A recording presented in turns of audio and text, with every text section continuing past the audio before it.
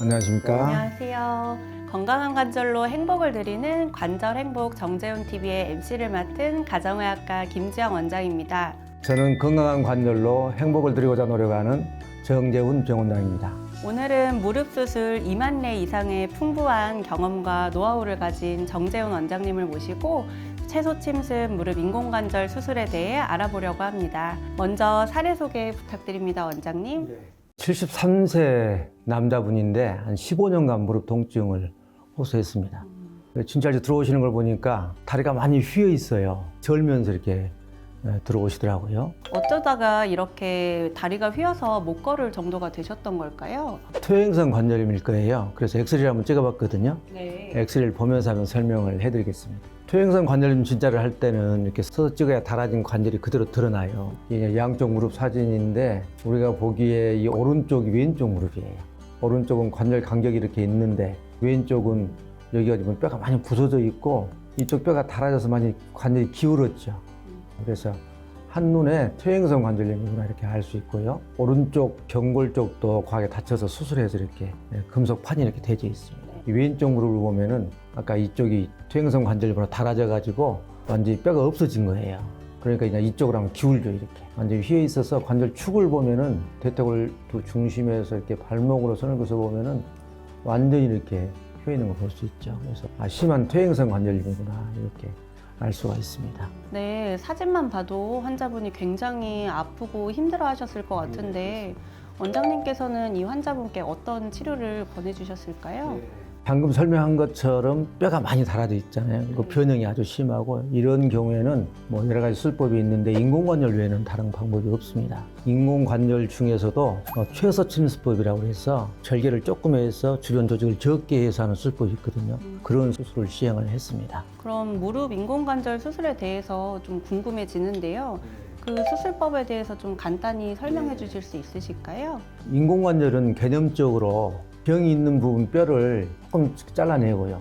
이렇게 잘라내고 그 사이에다가 인공관절을 끼워 넣는다 이렇게 개념을 생각하면 좋습니다.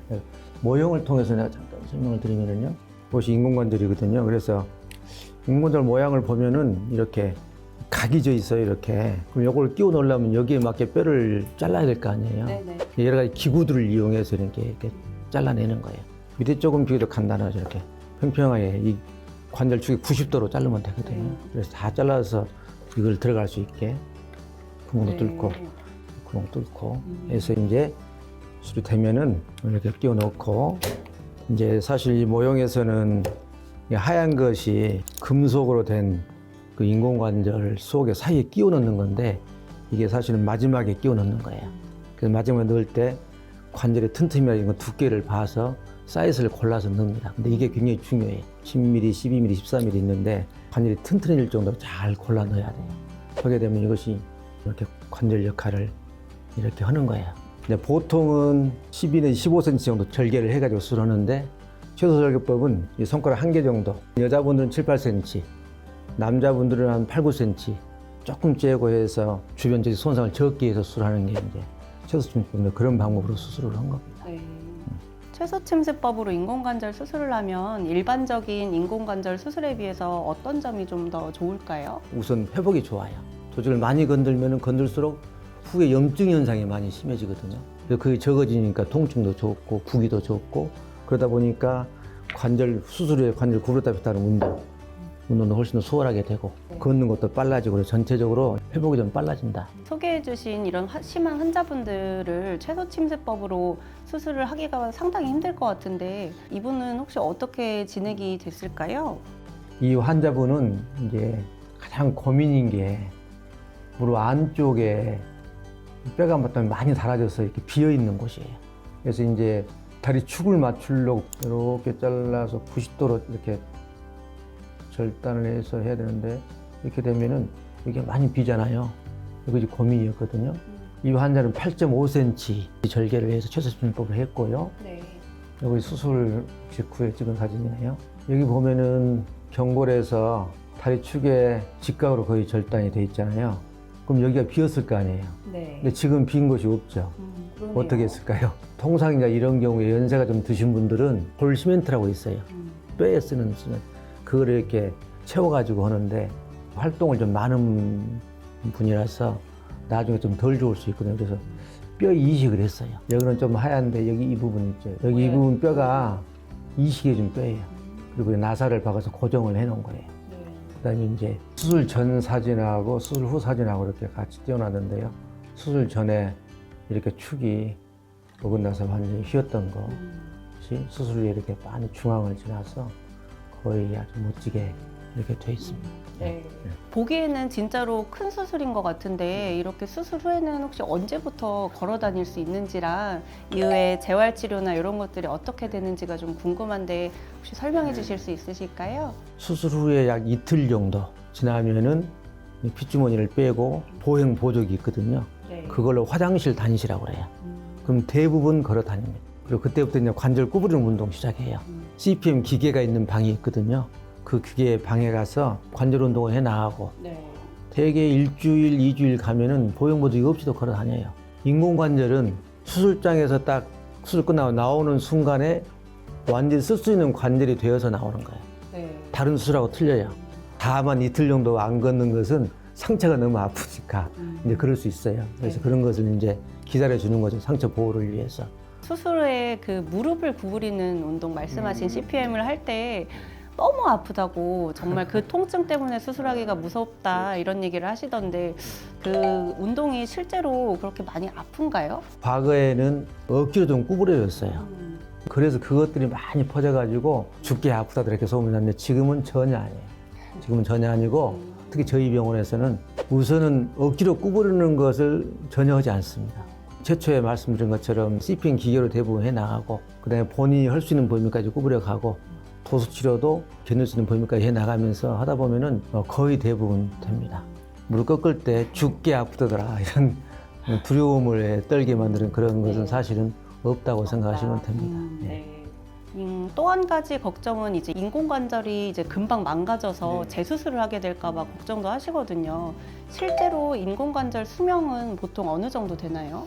이거 인공관절이잖아요. 네. 일종의 이제 금속으로 만든 관절이잖아요. 그래서 과거에는 여기 사이에 넣는 걸 폴리에틸렌이라고 그래요. 이 재질이 좋지 않아가지고 이거이 달아지면서 나온 부스러기가 또 뼈를 또 약하게 만들고 해서 문제가 많았어요. 그래서 과거에는 인공관절 수명이 얼마냐 얘기했을 때 10 내지 15년이다 이렇게 얘기했어요. 근데 지금은 이 폴리에틸렌 기법들이 많이 좋아져 튼튼해졌어요. 그래서 지금은 15년 내지 20년입니다라고 얘기를 해요. 여러분 듣기 어떻게 들려요? 15년 내지 20년 되면은 수술하는 것처럼 들리죠. 그게 아니에요. 15년 내지 20년이 됐을 때 재수술하는 율이 대개 10% 미만이에요. 지금도 뭐 외래 오신 분들 20년 쓰신 분들 3년 쓰는 많아요. 그래서 그 정도 생각하시면 되죠. 말씀 주신 인공관절 수명을 고려한다면 관절염이 이미 심해졌다고 가정을 했을 때 연령대별로 치료 전략을 세울 수 있을 것 같은데요. 한번 거기에 대해서 설명 부탁드립니다. 그것도 굉장히 중요한 질문을 주셨어요. 많은 의사들도 그렇고 환자분도 생각하기를 무조건 인공관절 수술은 늦추는 게 좋다. 한편에서는 맞는데 그게 무조건이라는 말은 빼야 되거든요. 가장 원칙적인 말씀을 드리면은 엑스레이상에서 관절염이 다 달아져 있고 일상생활이나 직업생활을 하는 데 있어서 큰 지장이 있다. 그러면 수술하는 게 좋아요. 나이에 상관없이. 네. 이제 그런 원칙을 가지고 두 번째 조건으로서 가능하면 늦추는 게 좋다. 이렇게 되는 게 정확하다고 봐요. 제가 권하는 것은 50대 근방 미만에서 관절염이 있다라고 하면 전번 시간에 다루었던 그 절골술과 연골 재생술 등을 통해서 젊은 나이에 인공관절하는 걸 좀 피해보자. 65, 70대에서 한번 수술하도록 만들어보자. 그런 개념에서 해요. 60이 넘으신 분들 중에서 아주 심하고 일상 너무 지장이 많은 분들은 사실은 제 경험으로 보면은 수술하면은 인공관절에서는 염증 걱정이 제일 크거든요. 근데 지금 거의 없어요. 최근에는 모든 약도 좋아지고 뭐 씻어내는 기구도 좋아지고 그래서 거의 없습니다. 이게 확률이 적은 걸 갖다가 막 걱정하고 있으면 잘못된 판단을 오기가 쉽죠. 그런데 그 염증이 아니면은 60 이상이 되신 분들은 우리 의사들이 지시하는 걸 잘 따라서 하면은 평소 쓸 가능성이 많아요. 70 이상인 경우에는 어떤 일상생활에 지장을 받을 정도다라고 하면은 너무 재수술에 대한 걱정 않고 수술할 수 있어서 생활하시는 게 훨씬 좋습니다. 75세에서 이제 한 80세 사이 네. 이때가 또 중요한 때예요. 그때에 인공관절 권유를 받으면 하시는 게 좋아요. 그걸 조금 견딜 수 있다고 해서 넘기게 되면은 이제 85, 90대 가지고 이러지도 못하고 저러지도 이런 상황이 벌어져요. 그래서 기본적으로는 맨 서두에 말씀드린 거 관절이 다 달아졌고 내가 너무 일상생활이나 직업 지장이 많다. 그러면 너무 재수술에 대해서 스트레스 받지 말고 하시는 게 좋다고 제 경험으로는 그렇게 권하고 싶습니다. 오늘 원장님 말씀 들어보니까 관절 수술 이만리의 식견과 노하우가 여실히 느껴지는데요. 오늘 이야기 나눈 내용들이 환자분들께 큰 도움이 될 것 같습니다. 시청자분들 중에서 심한 관절염으로 고생하시는 분들도 계실 텐데요. 오늘도 희망의 메시지 하나 부탁드리겠습니다. 예, 관절염이 생긴 것은 안타까운 일이지만은 돌이킬 수는 없잖아요. 그렇지만은 그 환자분들의 현명하고 용감한 그 결단에 의해서 고통을 줄일 수 있습니다. 무릎 관절에서 약 2만 내 정도 수술하고 인공관절 1만 내 이상 경험을 해보니까 인공관절은 한간에 소문난 것보다 훨씬 좋습니다. 특히 최근에 염증이 많이 줄어들었기 때문에 굉장히 좋습니다. 이미 다 달아져서 이제 인공관절을 해야 된다 이렇게 결론이 나신 분들은 어떤 용감하게 용기를 내서 결단을 내려서 도전해 보시기를 바랍니다. 무릎이 새로워지면은 인생이 새로워지지 않을까 생각합니다. 용기를 내십시오. 오늘은 오다리가 매우 심한 퇴행성 관절염 환자분께 최소침습법으로 수술 진행한 사례를 살펴보았는데요. 시청자분들께도 많은 도움이 되셨기를 바랍니다. 저희 관절행복 정재훈 TV를 시청해주셔서 감사드리며 구독과 좋아요 부탁드립니다. 여러분 모두 건강한 관절로 행복하시기를 바랍니다. 감사합니다. 감사합니다.